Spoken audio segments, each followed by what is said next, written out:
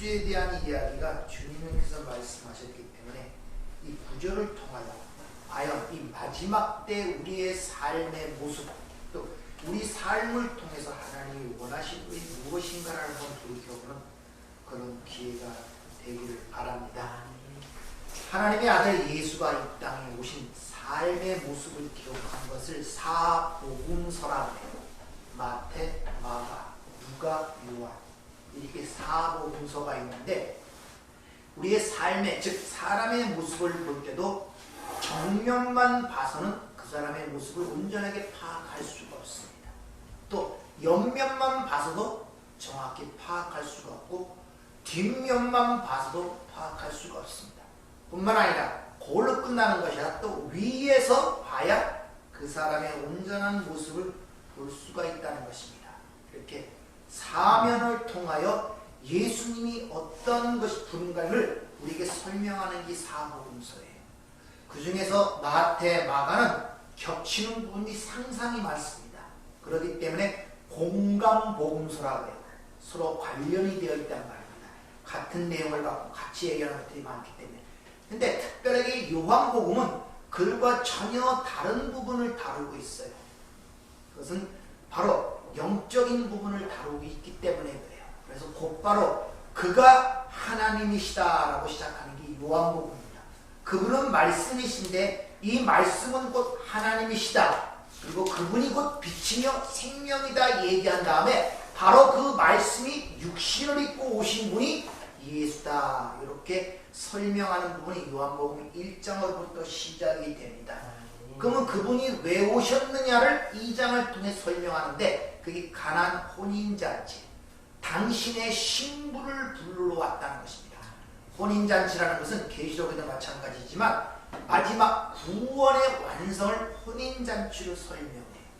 그러니까 신랑이 신부와 결혼을 하는 모습을 구원으로 설명하고 있단 말입니다. 그것이 요한복음 2장에 나오고 있는 것입니다. 그런데 세상에서 하나님을 믿고 하나님의 신부라고 생각하던 그 유대인들을 부르러 오신 분이 아니라 모든 민족을 부르러 오셨다는 걸 가리키기 위하여 3장에 보면 유대인들의 대표라고 할 수 있는 니고데모의 모습을 통해 보여주는 거예요. 그래서 이 세상이 생각하는 그런 구원이 아니라 거듭나는 것이다. 새로 태어나는 것이다. 새롭게 태어난다는 것이 바로 구원임을 가리키는 게 또 3장의 내용이란 말입니다. 그래서 거기서 분명히 하나님에 대한 정의를 해주시죠. 하나님은 영이시다.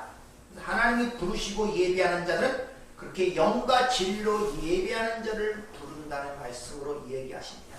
그리고 4장에는 세상으로 볼 때는 전혀 하나님의 백성이 될 것 같지 아니했던 유대인들에 의하여 개처럼 취급받았던 그 바로 사마리아로 가서 거기에 특히 여인을 부르시는 모습을 통하여 신랑이 신부를 부른 구원의 모습을 요한복음 4장에서 그려지고 있단 말입니다. 그 수가성 여인의 이야기 중에 오늘 이 이야기가 나오는 것입니다. 예수님이 이 땅에 오신 것은 다른 말로 얘기하면 추수하러 오신 거예요. 아시겠습니까? 이 구원이라는 문제를 여러분이 단순하게 내 죄사함을 위해서 왔다 여기서 끝나면 안 돼요. 이 하나님의 전체적 구원의 역사는 그 극한 하나님의 나라의 완성을 위한 한 부분이 인간의 구원이지, 인간의 구원이 하나님의 구원의 전체 역사의 가장 핵심적인 부분이 돼도 그게 전체가 아니란 말입니다. 그래서 그걸 다양한 면으로 성경은 우리에게 설명해 주고 있다는 것입니다. 예수님이 이 땅에 오신 것은 추수하러 오신 거예요. 창세 전에 심었던 당신의 백성들을 불러내시기 위하여 그 알곡들을 골라내시기 위하여 주님이 이 땅에 오셨단 말입니다. 추수, 씨를 뿌리는 것은 우리의 역사 속에서 보이질 않아요. 이건 이미 창세전에 뿌린 하나님의 백성들이란 말입니다. 그걸 이 역사라는 곳에서 실제하기 위하여 그 백성들을, 그 알곡들을 걷어내기 위하여 당신의 백성들을 추수하기 위하여 바로 하나님의 아들이 육신을 입고 이 땅에 오셨기 때문에 바로 그들이 누구인가를 가리키기 위하여 나실 바 곧 그 이름은 임마누엘이라 하리라. 하나님이 함께 하시는 자들이 누구인가를 골라내는 게 추수란 말입니다. 그 일을 하시기 위해 예수님이 이 땅의 역사 속에서 나타나셨단 말입니다. 그래서 그런 상황들을 오늘 속담, 유대인들의 속담, 즉 히브리인들의 잠언을 이용하여 그 영원 즉 구원의 추수의 긴박성을 알리는 것이 오늘 본문 말씀의 내용이란 말입니다. 넉 달이 지나야 추수할 때가 이르겠다 하지 아니하느냐? 요 말은 히브리인들의 속담의 잠언. 이 넉 달이라는 단어가 테트라 메논이라는 단어가 쓰이는데 이게 테라세스, 넷이라는 단어와 맨, 달, 또 월, 절기, 시기, 기간이라는 그 단어 두 개 합성어입니다. 그러니까 넷이라는 기간, 넷이라는 때 이런 의미예요. 근데 이게 지났다는 그 말은 에이미, 비동사 에이미의 현재 능동태가 쓰이는데 넷이라는 때가 왔다, 넷이라는 기간이 찼다 이런 말이에요. 근데 내가 늘상 말씀드리지만 넷이라는 단어는 이 땅의 충만의 숫자예요. 3은 하늘의 거룩의 숫자고 땅은 넷이라는 숫자란 말입니다. 동서남북 이렇게 얘기하는 거예요. 그리고 위아래 전부 다 이 모든 것들은 이 땅의 숫자 넷이 의미하는 거란 말입니다. 그러니까 땅이 기간, 때가 됐다 이런 말이에요. 땅이 충만한 때가 됐다 이런 말이에요. 그게 추수의 때가 됐다는 그런 말이란 말입니다. 주님이 그 속담을 이용하여 지금 이 땅에 추수하는 이 영적 추수의 때를 이 세상이 추수하는 그 사건적 그거와 비교하여 우리에게 설명을 하고 있는 거예요. 추수의 때가 긴박했음을 알려주고 있단 말입니다. 추수라는 것은 여러분들 항상 성경을 보면 추수로서 이 성도들의 구원을 설명하는 내용들이 상당히 많죠. 그 중에 하나를 보면 마태복음 3장 11절 나는 너희에게 회개하기 위하여 물로 침례를 베풀거니와 내 뒤에 오시는 나보다 능력이 많으시니 나는 그의 신을 들기도 감당치 못하겠노라. 그는 성령과 불로 너에게 침례를 베푸실 것이고 손에 키를 들고 자기의 타작마당을 정하사 알곡은 모아 곡간에 들이고 쭉정이는 꺼지지 않는 불에 태우시리라. 이렇게 추수의 모습으로 우리의 구원을 설명하는 부분이 성경에 상당히 많다는 것입니다. 추수는 항상 뭐와 뭐의 양면성을 갖고 있냐면 구원과 심판이라는 양면성을 갖고 있어요. 그러니까 하나님이 아들이 구원하러 오셨다는 그 말의 이면에는 심판하신다는 말이 있단 말입니다. 근데 인간들이 그 심판이라는 말을 싹 빼먹고 구원만 생각하고 있어요. 그래서 요한복음 3장 18절에 보면 그 아들을 믿는 자에게는 영생이 있고 그 독생자의 이름을 믿지 않는 자는 벌써 심판을 받았다. 이렇게 선언하는 이유가 거기 있단 말입니다. 그러니까 추수라는 것은 구원과 심판이 같이 동전의 양면성을 갖고 있는 거예요. 그러니까 여러분이 지금 구원을 받았다는 그 이면에는 심판을 받고 있다는 의미와 같은 의미가 포함되어 있단 말입니다. 내가 지금 구원에 이르고 너희가 두려움으로 구원을 이루라 그러죠. 그럼 하나님의 성령에 의해 우리가 구원을 이뤄가는 그 가운데는 또 다른 말이 뭡니까? 우리 옛사람은 심판을 받고 있단 말이에요. 그래야 진짜 그날에 심판받지 않기 때문에 그걸 양육이라 그러고 교육이라고 그렇게 말씀하시는 거란 말입니다.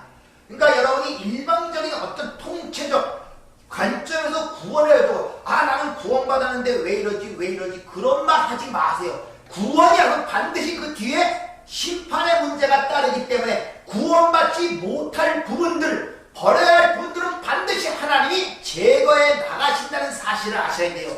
그것이 여러분 삶 속에 고통과 고난, 환난으로 감지가 된다는 것입니다. 그걸 알 때 그 은혜를 찬송할 수 있단 말입니다.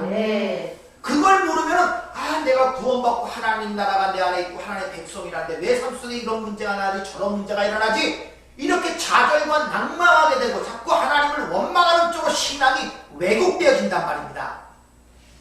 그 균형을 잘 이루셔야 한다는 것입니다. 자, 사마리아 여인의 이야기라면 불원천리, 남들은 가지 않은 유대인으로서 사람들의 눈을 의식하지 않고 창설에 선택한 당신의 신부를 찾기 위하여 바로 사마리아 땅으로 들어가서 불원천리, 그 여인이 나오기 전에 우물가에 주님이 먼저 계셨단 말입니다. 거기서 그 여인을 통하여 자신이 누구인가를 가리키고 그 여인이 그 주님을 인식하자마자 물동이를 버려두고 자기 마을로 들어가 복음을 전하게 되죠. 그러자 수많은 사람들이 그 여인의 말을 듣고 주님께로 오는 상황 속에서 이 이야기가 주님 말씀하신 거란 말입니다. 그러니까 지금 이 산에서 그 밭이 휘어져 됐다. 추수할 대상은 누굴 가리키니까 지금 본문상에서는 그 여인의 말을 듣고 나오는 이방인들을 가리키는 거예요. 이를 통하여 지금 유대인의 순서 제자였던 제자들에게 구원의 구세주는 너희들이 생각하는 민족적 구세주, 유대인의 구세주가 아니라 나는 온 세상의 구세주라는 것을 그들에게 지금 가르치고 있단 말입니다. 그래서 뒤에 보면 41은 그를 온 세상의 구주라고 칭하는 단어가 그래서 나오고 있단 말입니다. 갈라디아 3장 28절을 보면 너희는 유대인이나 헬라인이나 종이나 자유인이나 남자나 여자나 다 그리스도 예수 안에서 하나이니라. 너희가 그리스도의 것이면 곧 아브라함의 자손이요 약속대로 유업을 입을 자니라. 이제 그리스도를 믿음으로 말미암아 누구나 다 아브라함의 자손이 된다는 것입니다.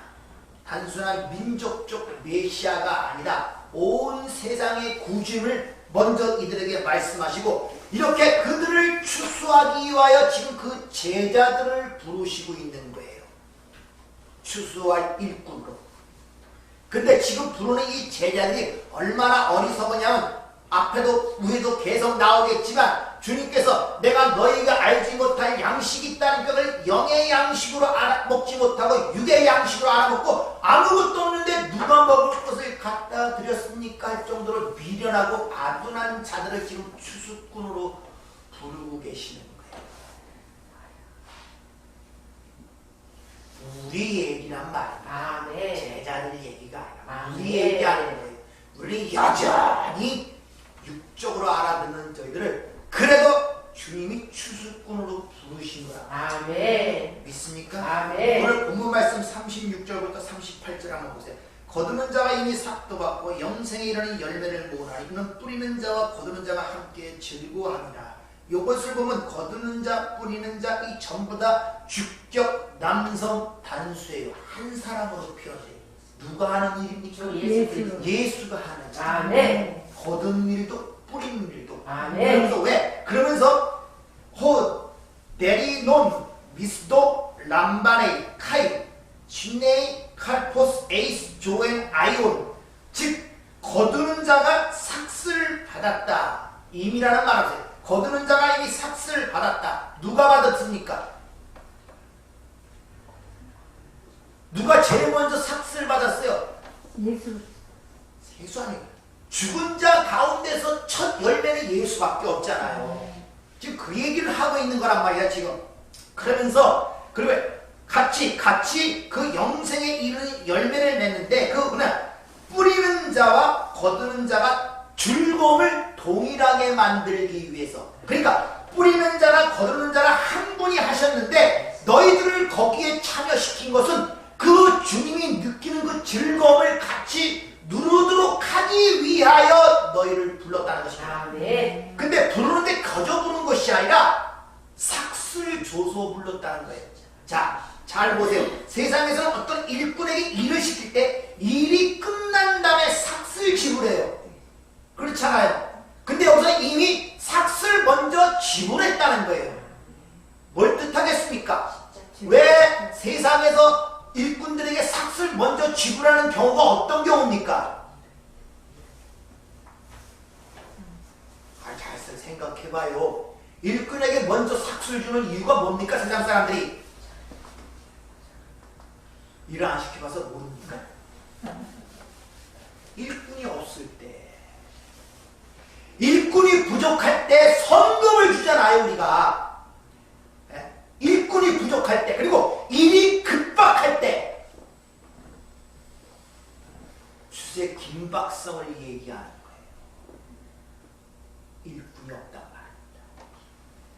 그리고 긴박하단 말입니다.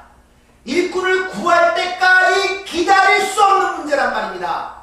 그래서 삭스님이 받았다는 표현으로 오늘 본문 말씀을 표현하고 있단 말입니다. 세례 요한도 말을 하죠. 도끼가 어디에 놓였다고요? 나무 뿌리에. 뿌리에 놓였다고 그러잖아요. 뿌리에.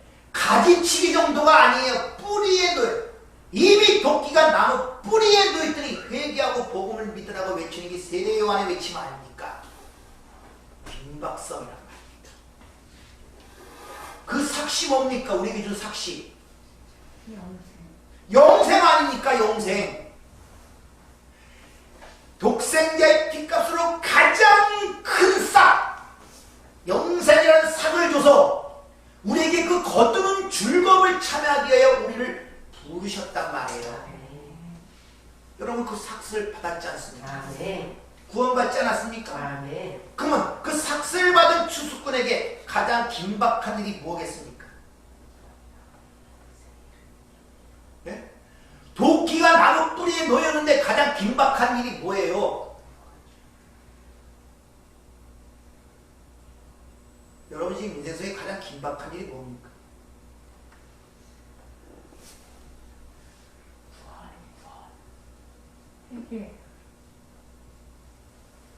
주님께서 추수꾼을 부르신 이유가 뭐예요? 거듭나는 의미가 뭡니까? 뭘 얘기하겠어요 지금요? 그 추수가 뭐냐고요 그게? 이래서 돈 벌어 소리니까? 영원 구원 아닙니까? 이게 딴 얘기 뭐 있겠어요? 영원 구원, 영원 구원. 하나님이 창세전에 심으신 그 씨, 선택된 백성들. 그거 위에 뭐가 있게 하나님 하심이 뭐가 있겠습니까? 우리는 긴박성을 못 느낀다. 내일이요? 영생이라는 상을 받고 거두는 즐거움에 참여하여 그 긴박성 속에 여러분을 추수꾼으로 부르는데 그러면 그걸 영생이라는 삭슬 받은 우리의 이 삶 속에 가장 긴박한 일이 뭡니까? 영원 구원이란 말이에요. 그게 최우선순위란 말이에요.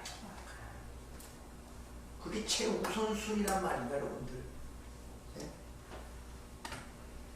근데 가장 성경에 시급한 일을 제쳐두고 중요치 않은 일에 여러분의 관심과 모든 걸 매달린다면 뭔가 잘못된 거예요. 뭔가 잘못된 거예요. 주님이 항상 우리에게 우선순위를 두라는 것은 이건 변개하면 안 돼요. 먼저 그의 나라와 그 일을 구하라고 주님께서 우리가 산상순에서도 분명히 얘기하죠. 다시 한번 말씀드리지만 삶의 우선순위를 잘 정하셔야 돼요. 여러분들이 하나님의 백성으로서 그 영생을 얻고 부르심을 입은 자라면 다시 보내심을 받은 신롬의 사건을 생각한다면 그 현장 속에서 내가 가장 시급하게 모든 관점과 계획의 토대로 세워야 할 목적지가 뭐냐? 모든 것은 영원 구원이에요. 영원 구원. 딴 거 없습니다. 딴 거 아무리 해 소용없어요. 시간 지나가면 다 사라진다니까요. 에베소 5장 15절 그런즉 너희가 어떻게 행할지를 자세히 주의하여 지혜 없는 자같이 하지 말고 오직 지혜 있는 자같이 하여 세월을 아끼라. 때가 악하니라. 그러므로 어리석은 자가 되지 말고 오직 주의 뜻이 무엇인가를 이해하라. 우리 삶의 모든 통체적 근본적 모든 목적은 영원 구원을 위해서 여러분의 삶을 허락하신다는 것을 아시길 바랍니다. 당신의 백성들은 이 땅에 아직도 내려 그를 추수꾼으로 불러 그 즐거움에 참여하고자 하는 그 뜻이 뭐냐? 하나님이 능력이 없어서 힘이 없어서 오늘 본문 말씀처럼 그 즐거움에 같이 누리고 참여하도록 하기 위해서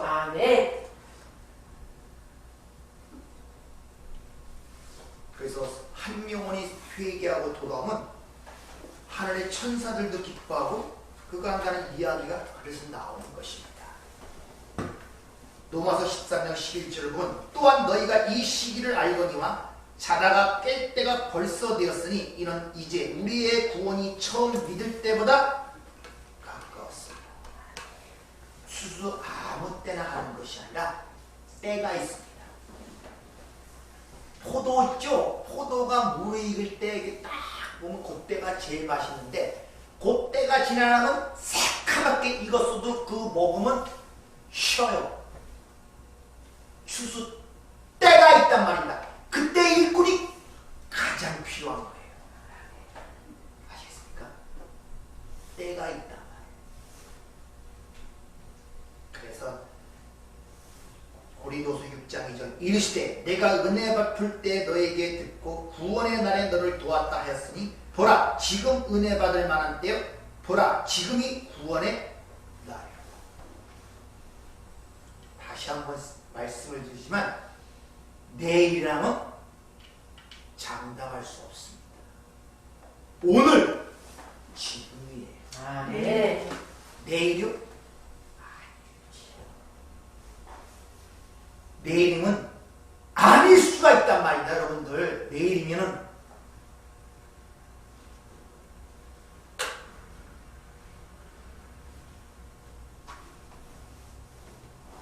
주님께서 오실 때부터 이 긴박성 때문에 제자들을 부르시고 짧은 공생의 3년 6개월이라는 그 생활 동안에 그들과 동고동락하시면서 그것을 그들에게 가르치신 거예요. 지금 그 얘기라는 거예요. 네가 추수꾼으로 부르신 거예요. 물론 성령이 임하고 그에게 성령이 장하게 돼야 그 일을 가능하겠지만 지금 미리 얘기라는 거예요. 내가 너희를 성령을 주어 내가 너희를 위해 지금 그 창세를 심은 자들을 이 땅에 와서 추수 그들을 건져내기 위해서 이 땅에 왔다는 것입니다. 왜? 내가 누리는 그 즐거움 아버지가 누리는 그 즐거움에 참여하기 위해서 부르셨다. 여러분의 시야와 안목이 그런 식으로 모든 사건과 환경에 열려 보여야지 단지 오늘의 삶이 내 어떤 안일과 육신의 만족과 내 행복한 그런 것에 의해 초점이 맞춰져 있다면 절대 지금 잘못 보시는 것입니다. 실로암에 가서 물로 씻어 눈이 열려야 되는데 안 열린 거예요. 그러니까 답답하고 힘들고 어렵고 소망이 없는 거예요. 언젠가는 말씀드렸지만 자기 일을 의지하고 보이는 것에 의지하는 것들은 시간이 가고 세월이 갈수록 사라져가게 되어 있습니다. 내 안에 말씀으로 양육되어 그 영혼이 성숙되지 않은 자는 반드시 실망에 빠지게 되어 있고 좌절에 빠지게 되어 있습니다. 반드시 다 사라지기 때문에 모든 게 사라지기 때문에 실제적으로 갈수록 겸하게 될 것입니다. 근데 여전히 그걸 붙들고 거기에 소망을 두고 있는 자는 내 안에 말씀이 아직도 양육이 되지 않아서 그래요. 그래서 그걸 아는 자는 갈수록 그것들을 담대하게 받아들이고 담대하게 버립니다. 왜? 어차피 사라질 것들이기 때문에. 근데 그런 힘을 갖고 버티려면 하나님의 말씀이 진리로 내 안에 모처럼 박혀 있어요. 그것만이 여러분을 지탱할 수가 있다는 것을 아시기 바랍니다. 그 삭은 거저준 것이 아니라 하나님의 아들 독생자의 핏값으로 주셨다는 사실을 아셔야 돼요. 하나님의 핏값, 하나님의 죽음.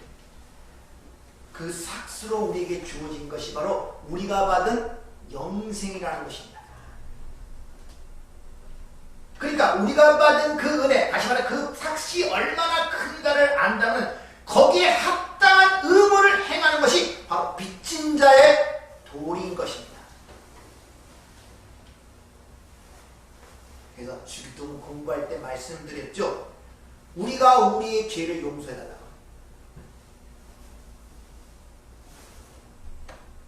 그때 그 죄라는 단어가 오펠리에마, 빛이라는 단어라고 말씀드렸죠. 바로 그 빛을 탕감받기 위하여 내가 빚진 자, 하나님 예수가 우리의 빛을 대신 탕감한 것처럼 그것을 이해했다면 나의 빛을 탕감하고 남의 빛도 탕감해 줘야 되는데 그걸 이해하지 못하면 만달란트 받은 자와 100탄이라는 받은 자의 비유처럼 그런 문제가 생기는 거예요. 엄청난 빛을 탕감받고도 남에게는 요만한 것을 용서하지 못하고 옥에 집어넣는 자.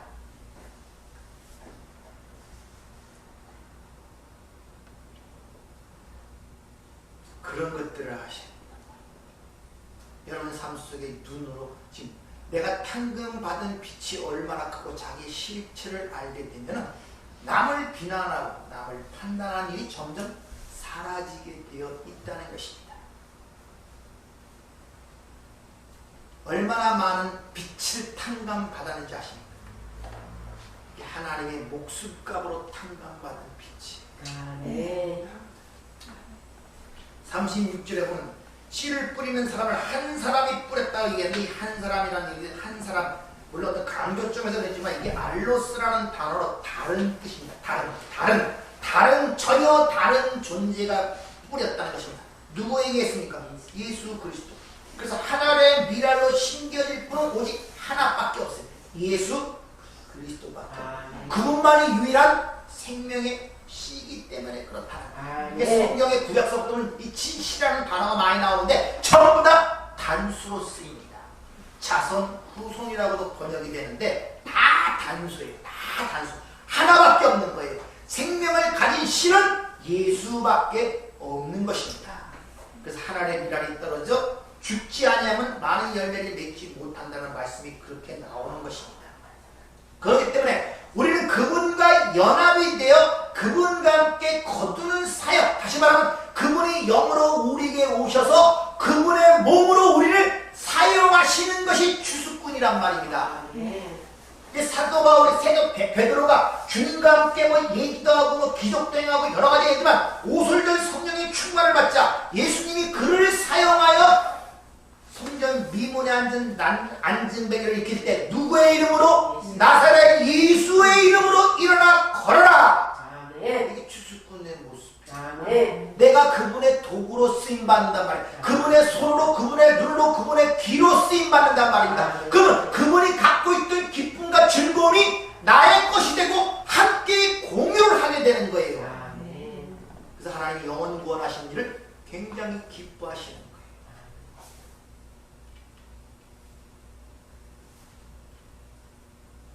그래서 오늘 뿌리는 자와 거두는 자가 함께 즐거워합니다.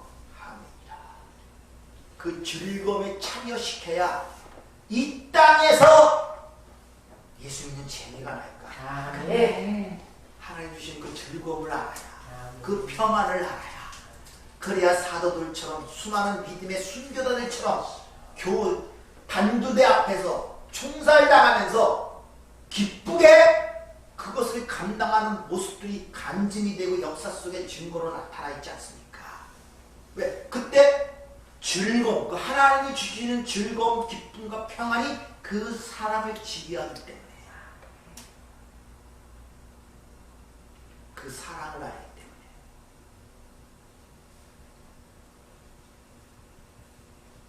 그래서 주님께서 오늘 한 사람이 뿌리고 다른 사람이 거둔다는 이 말 속에는 단순한 씨 뿌리는 정도가 아니라 예수님의 십자가의 죽으심과 부활이라는 내용이 그 안에 함의가 되어 있단 말이에요. 그 안에. 다시 말하면 좀 더 그가 말하면 당신의 백성을 위하여 뿌렸다, 심었다는 것은 죽었단 말입니다. 그 하나님의 저주를 자기가 받아 감당했다는 말이에요. 신명기 28장에 보면 복받는 자와 저주받는 자의 모습이 쭉 나오죠. 거기서 중간에 나오는 저주받은 자의 그 모든 여러 가지 저주의 내용들이 나오잖아요. 병들고 뭐 어쩌고 그 모든 걸 주님께서 십자가에서 자기가 대신 받으셨단 말이에요. 이게 한 사람이 뿌리고 다른 사람이 거둔다는 그 말씀 속에 포함된 의미란 말입니다. 그래서 이사야 53장 6절 우리가 다 양 같아서 그릇 행하여 각기 제 길로 갔거늘 여호와께서 우리 모두의 죄악을 그에게 담당시키셨다. 주님이 자신의 살을 찢고 손에 못이 박히고 옆구리가 찔리는 그 감당하고 그것을 다른 것으로 우리에게 주셨다는 거예요. 영생이라는 삭으로. 그래서 우리가 산상수훈 배울 때 오른쪽을 대면 왼쪽을 돌려대라는 그 말의 의미라고 말씀을 드렸죠. 또 생소합니까? 거기서 왼쪽이라는 단어가 바로 여기서 나오는 다른 쪽 알로스라는 단어, 한 사람이라는 단어, 똑같은 단어. 그러니까 의로운 분이 맞아 죽어 다른 것으로 우리에게 돌려주었다는 얘기, 오른쪽을 대면 왼쪽을 돌려대라는 그 말씀의 의미란 말입니다. 여러분들, 세상에서 누가 때리면 그래 내가 참고 사랑을 해서 이쪽을 돌려대라는 말이 아니라,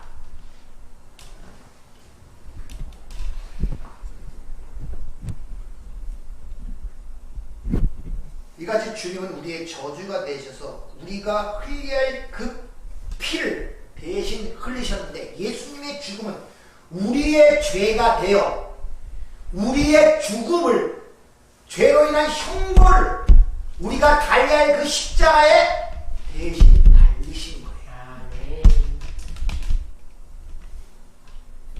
그리고 나는 안 달린 게 아니라 거기서 같이 예수와 함께 죽었다.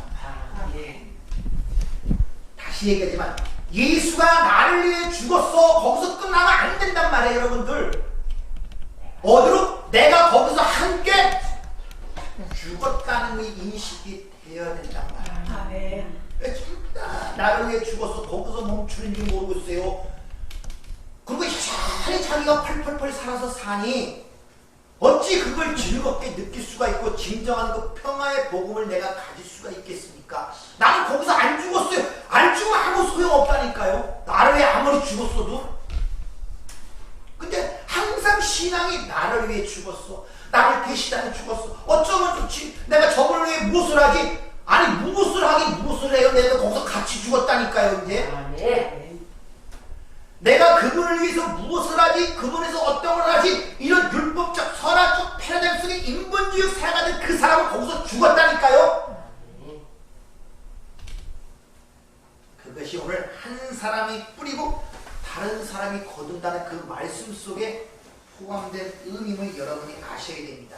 이사야 53장 분명히 얘기를 하죠. 그가 찔림은 우리의 허물 때문이요, 그가 상함은 우리의 죄악 때문이다. 그가 징계를 받음으로 우리가 평화를 누리고 그가 채찍에 맞음으로 우리가 나음을 얻었다.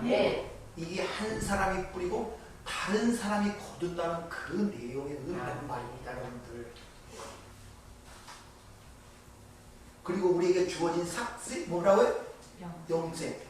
그 영생이 뭡니까? 이 땅에 누리는 거예요. 우리가 바로 그 즐거움을 누리도록 한다 그러잖아요. 근데 그 즐거움이 뭐겠습니까? 돈을 줘서 누리게 하겠습니까? 뭐 세상에 부귀영화를 줘서 누리는 그런 즐거움이라는 그런 말이겠습니까? 그게 하나님이 주시는 즐거움이라는 게 영생이란 말입니다. 영생. 그러니까 영생은 이 땅을 떠나서 누려야 할 것이 아니라 이미 이 땅에 우리가 갖고 소유하며 누리며 살아가야 할 것을 얘기하는 거예요. 영생이라는 것은 우리가 말하듯이 흔히 시간으로 생각해서 그냥 영원한 시간을 샌다, 그렇게 생각하시면 안 돼요. 이 몸 갖고 100년, 200년 사실 겁니까? 아우 절대 안 살아요. 진짜 이빨 약 빠지고 몸 아프고 그러니까 이거 100년 사는 거 이거 보통 고통스러운 일이 아닙니다. 이거 아시겠습니까? 진짜 이 몸 갖고 내 영혼을 살려면 진짜 만만은 안 한다고 손 설레설레 흔들 거. 그러니까 단순히 시간의 연장이라 그런 영원 선상에서 영생이라는 도는 반드시 영생 복락이라고 그러죠. 최고 최상의 복락. 그래서 이 땅에서 우리가 맛보며 살아가도록 하기 위해서 먼저 그 영생이라는 걸 주시고 그 즐거움에 참여하도록 우리를 부르셨다는 그런 말씀이란 말입니다.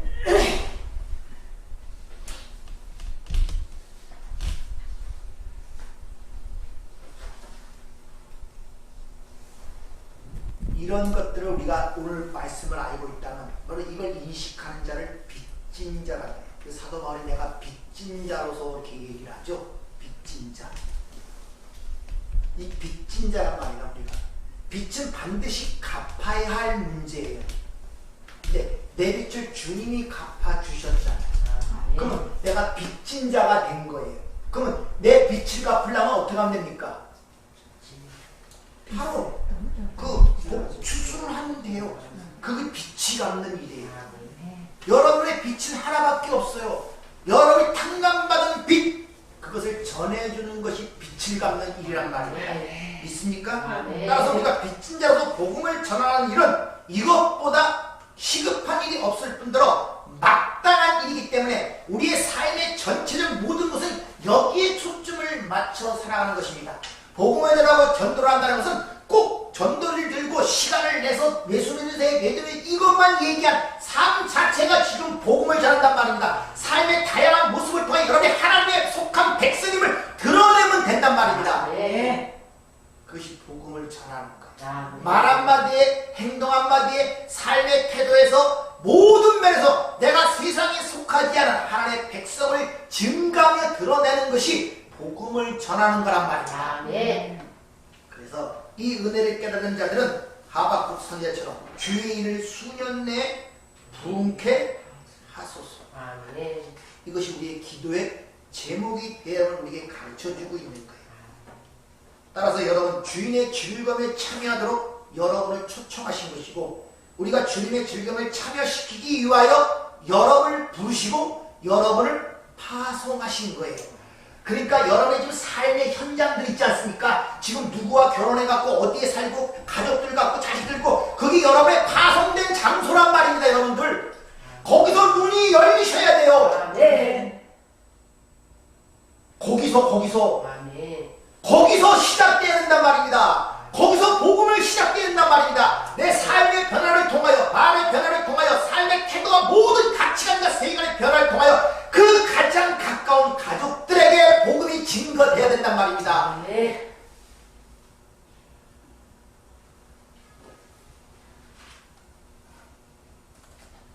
지금 그런 일을 여러분이 하고 있어야 된단 말이에요. 그러면 여러분들이 거기서 어떻게 됩니까? 여러분의 삶은 복음이 안전해진다니까요. 죽어야지. 그것도 죽는다는 얘기도 또 또 이상하게 알았을 것 같고 왼밤 때리면 오른밤 돌려다니기 이게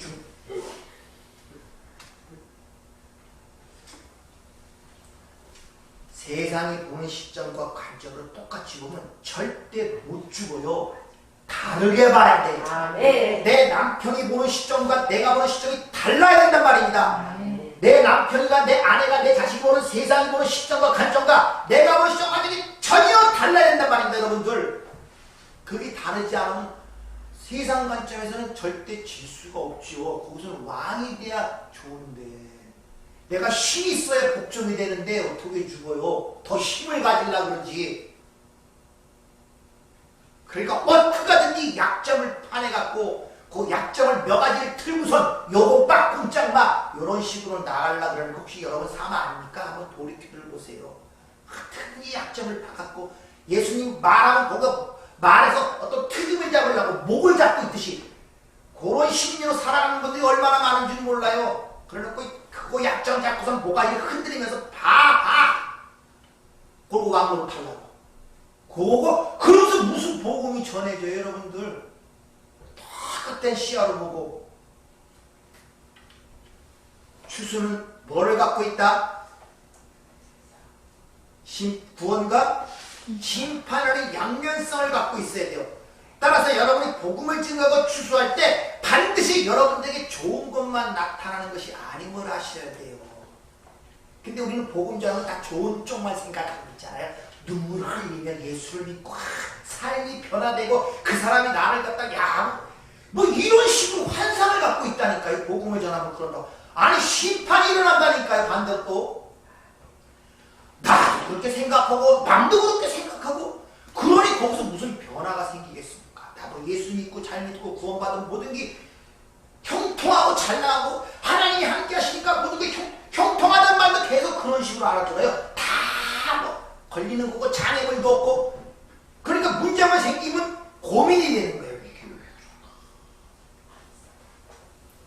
자기도 그렇게 생각하니까 남도 그렇게 내가 복음을 전하고 예수의 사랑을 전하면 나를 좋게 보고 내 말을 잘 인식하고 그냥 금세 은혜 받고 어쩌고 택도 없습니다. 여러분들 그렇게 생각하시면 안 돼요. 그 복음 전하는 것이 어떤 사람에게는 심판으로 떨어지기 때문에 그 돌이 날라올 수 있고 그게 창세를 심겼던 하나님의 택한 백성이면 그 눈물을 흘리고 돌아올 수도 있는 양면성이 있단 말이에요. 아멘. 따라서 영생이라는 상을 받고 있는 여러분이라면 반드시 거기에 대한 의무와 빛이 있다는 사실을 아셔야 돼요. 그 빛은 탕감 받을 때 기쁨이 있어요. 그러니까 그 빛은 어떻게 갖는다고요? 복음을 주는 거예요. 아멘. 그걸 전할 때 아멘. 그 빛 탕감 받는 그 기쁨이 전하는 자에게 온다니까요. 아멘. 그런 자들이 하나님의 은혜를 떠나지 아니할 수가 있고 하나님의 은혜가 계속 풍성하게 거기 있다는 사실을 여러분이 아시길 바랍니다. 아멘. 그러므로 때를 얻든지 못 얻든지 복음을 전하는 것이 아멘. 바울의 이야기입니다. 그러니까 여러분의 삶은 모든 부분에 그런 관점과 생각을 갖고 기도하면서 하나님이 열어주실 때 마음에 알린단 말입니다. 아 진짜 이때는 안 되는데 이때는 막 그럴 때 하나님이 그때 어떤 감동을 주면 나를 팍 꺾으란 말입니다. 꺾으라이란 말입니다. 인정을 하란 말입니다. 자존심이 상하더라도 그때 감동을 주면은 대부분이 근데 그 감동을 못 느껴요. 그래서 터트려버리죠. 그러면 또 오랜 세월이 지나야 돼. 그것도 뭐 암으로 들어가는 시간이 또 오죽만이 걸리니까 서로 상처가 돼갖고 또 그때 한순간만 참았으면 돼. 저도 부부싸움을 해봐서 하는데 그 한순간만 참았으면 되는데 그놈의 알량한 자존심 때문에 뻔히 자기도 알아 이런 말을 하지 말아야 되지 하면서도 확 해버리는 거예요. 그는 뭐는 자존심 때문에. 그러면 그거 한번 쏟아나면 또 얼마나 오랜 세월 서로 상처받아갖고 오랜 세월 또 투쟁을 합니까? 마음으로 투쟁하고 후회도 되기도 하고 감정도 추스르기 힘들고 그러면서 세월이 자꾸 가는 거예요. 한 번 그랬으면 그 다음에 그러지 말아야 되는데 또 그래요. 하나님의 위기 때마다 성령을 통해 여러분 감동을 안 주실 것 같습니까? 왜 안 주십니까? 그분이 근데 우리 거기에 기울이지 않기 때문에 그래요. 그래서 오죽하면 성령을 소멸하지 마라. 성령을 근심케 하지 마라. 그럼 가망이 없어요. 그래서 성령을 모독하는 자는 죄 사함이 없다는 거죠. 예수를 모독하고 예수를 거부해도 기회는 있습니다. 네, 그건 육신이고 땅에서 마지막 순간 성령을 거역하면 죄 사함 기회가 없습니다. 마지막 기회란 말이에요. 우리 서에서 잠시 눈을 세상에 닫고 내 마음을 가라앉히면 성령 하시는 말씀이 잘 들려요. 지금 잘 들린단 말이에요. 그렇게 들려서 순종이 딱 되면은 상대편이 막 사자처럼 날려들죠? 하나님의 성령이면서 내가 딱 거기 순종이 되죠? 그 사자가 어떻게 되는 줄 아십니까? 양처럼 변해요. 아멘. 아 이게 그때 뭔 느낌인가? 하나님이 하시는 일이구나 비로소 깨닫게 돼요. 아멘. 아, 이 일은 내가 하는 것이 아니라 하나님이 이렇게 하나하나가 쌓여서 그게 내 안에 형성이 될 때 내가 죽고 주님이 사는 그런 즐거움을 누릴 수가 있단 말이죠. 아멘. 오늘 추수 감사절을 맞이해서 세상 사람 생각하는 것처럼 그렇게 생각하지 마세요. 추수라는 것도 농부처럼 이런 봉서부터 씨를 가려서 뿌리고 잡초를 뽑아주고 약을 치고 그 하늘 비가 오면 너무 걱정이 돼서 부러치고 너무 비가 안 와도 하늘 바라고 걱정되고 그런 수많은 역경과 그런 순간들 고민과 갈등과 그런 순간 속에서 가을에 낯을 댈 때 그 기쁨이 팍 때오지 이 도시에 사는 세일러맨처럼 맨날 가서 한 달마다 월급 다 이런 사람들 그 추수의 기쁨은 없어요.